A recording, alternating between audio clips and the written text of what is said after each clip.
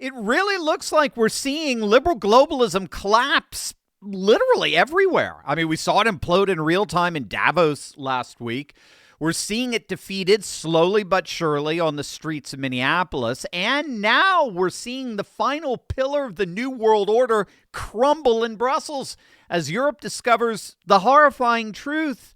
When you spend everything on ideology and bureaucracy, but nothing on power, you end up dismissed, disregarded, and humiliatingly ignored. Hey gang, it's me, Dr. Steve, your Patriot Professor, celebrating yet another day in Trump's golden age that you made possible back in November 2024. So if you want a front row seat on how you continue to change the world in ways you never even imagined, make sure to smack that bell and subscribe button. One quick programming note, because of all the snow we got here on the East Coast, we've moved our Lancaster Academy, the Performing Arts event, to next Monday, February 2nd at 7 p.m. We already had a packed house that signed up for yesterday, but with all the snow, we're moving it to next Monday. So I hope to see some of you there. Click on the link in the description for more details. As the liberal international order was being dismantled in Davos last week, Trump envoys Steve Witkoff and Jared Kushner met with Russian President Vladimir Putin for 4 hours at the Kremlin to discuss conditions for ending the Ukraine war. The meeting was preparatory for delegations from Russia, Ukraine, and the United States convening in Abu Dhabi just days later, representing the first official trilateral discussions between Russia, Ukraine, and the United States. One of the more prominent attendees was Kirill Dmitriev, CEO of Russia's Sovereign Wealth Fund and Putin's investment envoy. Reports are that they're looking for ways to create very constructive economic ventures between Russia and the United States, which, of course, is key to Trump's realignment of the world. He wants the conflicts to end and the commerce to begin. And he believes that the key to a lasting peace anywhere in the world is mutually beneficial business relations, like turning Gaza into the Riviera of the Middle East or the mineral deal in Ukraine. But that said, even more noticeable was who wasn't there. Not a single representative or delegation from the European Union. The European political establishment has been completely shut out of these talks, internationally sidelined, consigned to total irrelevance. While the real powers sat down to decide Ukraine's future, Brussels wasn't even invited to the table.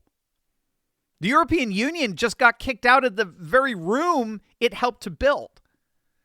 Now, make no mistake, this is the moment when years of liberal globalist fantasy crashed into the reality of hard power.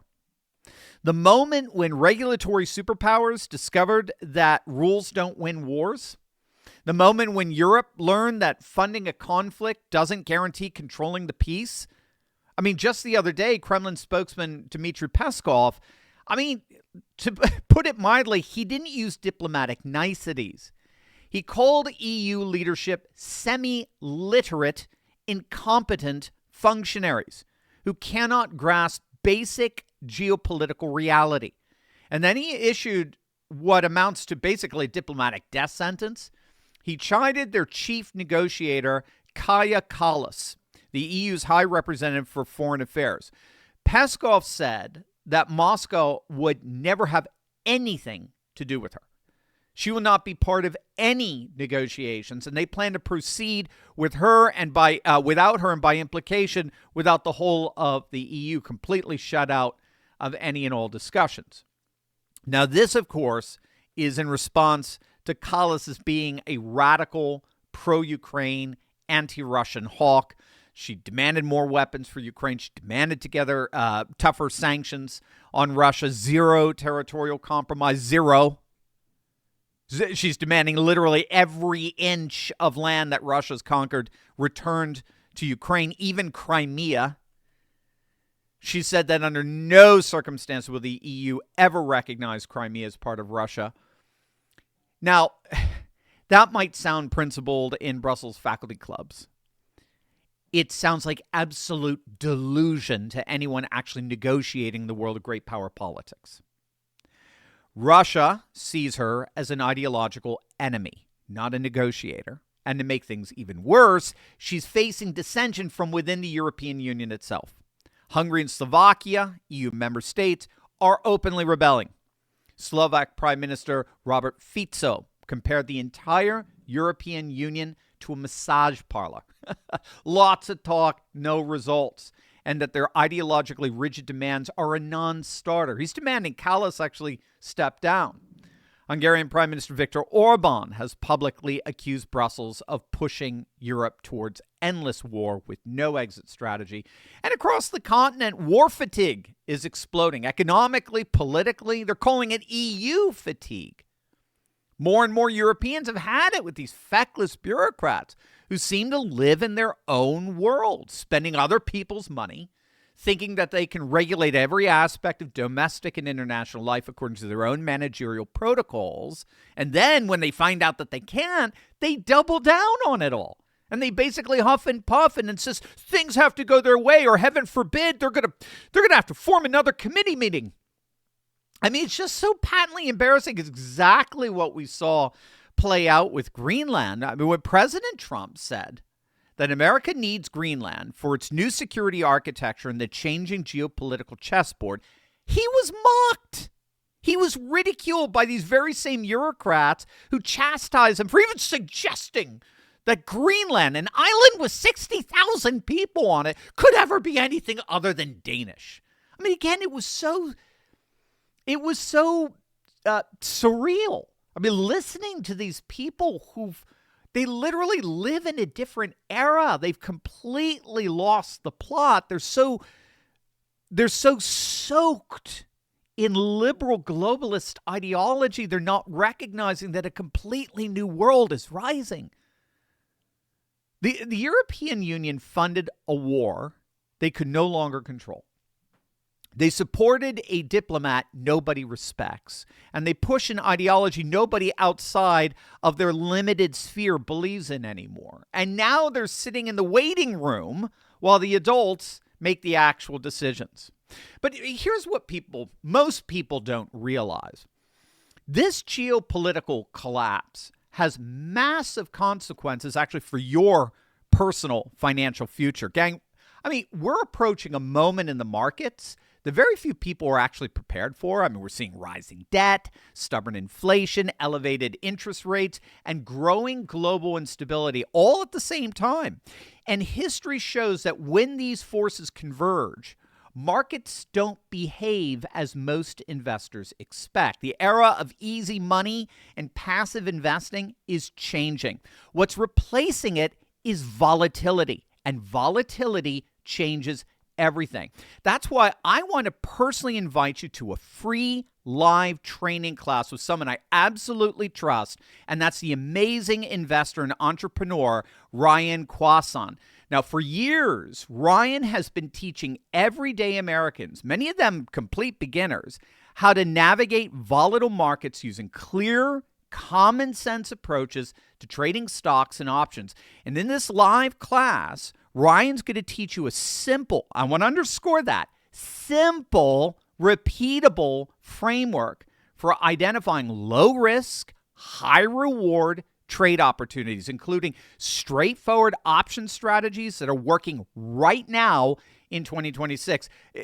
This isn't theory. These are practical principles working right now in real market conditions. What impresses me most and what really sets Ryan's work apart is that it's grounded in first principles. They focus on understanding market structure, managing risk, and letting probabilities work in your favor rather than, guessing, predicting, or reacting emotionally to headlines. If you're thinking, I've never traded before, I don't have the time or the background for something so complicated, this training was designed specifically for you. It's all about clarity, not complexity. And here's the key point. The people who thrive keep things simple, repeatable, and easy to implement in any market environment. If you want to understand how disciplined traders are positioning themselves for this next phase of the economy, I strongly encourage you to reserve your spot right now. Go to perfectbt.com biz.com/Turley. Spots are limited to keep it focused and interactive. So if this resonates with you, I would not wait. You need to click on that link below right now. If you're new to trading or if you felt confused by today's markets, this live class was built to give you clarity in a time of uncertainty. Click on that link below right now. What we're witnessing isn't just a diplomatic snub. This is the return of what scholars call great power politics. And European leaders, unfortunately, have just been left completely behind. The liberal international order that dominated geopolitics from 1991 to roughly 2022 is dead. I mean, even liberal globalists are themselves admitting that.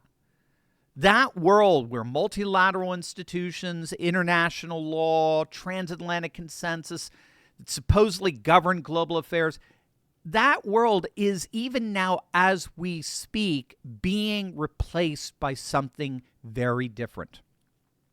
A civilizationalist world order where only a handful of nations govern their respective geographic and culturally bound spheres. It's being widely recognized that the world is basically being carved up among four great powers: Russia, China, India, and the United States. Russia governs its Eurasian sphere of influence: Belarus, Eastern Ukraine, Georgia, Armenia, all the Stan countries. China governs its Sinosphere, Mongolia down to Southeast Asia, Laos, Vietnam, Singapore, Thailand. India governs its Indosphere, Bhutan, Nepal, Bangladesh, Sri Lanka, the Maldives. And, of course, the United States governs its Western Hemisphere, right? The Caribbean, Latin America, and yes, Greenland. And yes, we even throw Canada in there as well. And given that this emerging civilizational map, here's the reality the bullies in Brussels refuse to accept. The conflict between Russia and Ukraine will ultimately be decided by who? Who's going to resolve it? It's going to be Russia and the United States as two of the four great powers in a multipolar world. It's simply not going to be decided by an increasingly irrelevant liberal managerial relic like the European Union. Europe no longer has any relevance in diplomatic affairs, at least at this magnitude. They built their entire post-Cold War identity on the assumption that soft power, regulations, economic influence, protocol could replace hard power. They were catastrophically wrong. In the emerging multipolar world, what matters is military capability, nuclear deterrence, economic self-sufficiency, and civilizational dynamics and cultural commonality that extend beyond the nation state. Europe has unfortunately delegated military security to us, America, for 70 years, hemorrhaged industrial capacity to China, regulated themselves into economic stagnation, and built a foreign policy based entirely on lecturing others about human rights. And the result? When the United States and Russia sit down to negotiate the future of Eastern Europe, Brussels gets a courtesy call at best.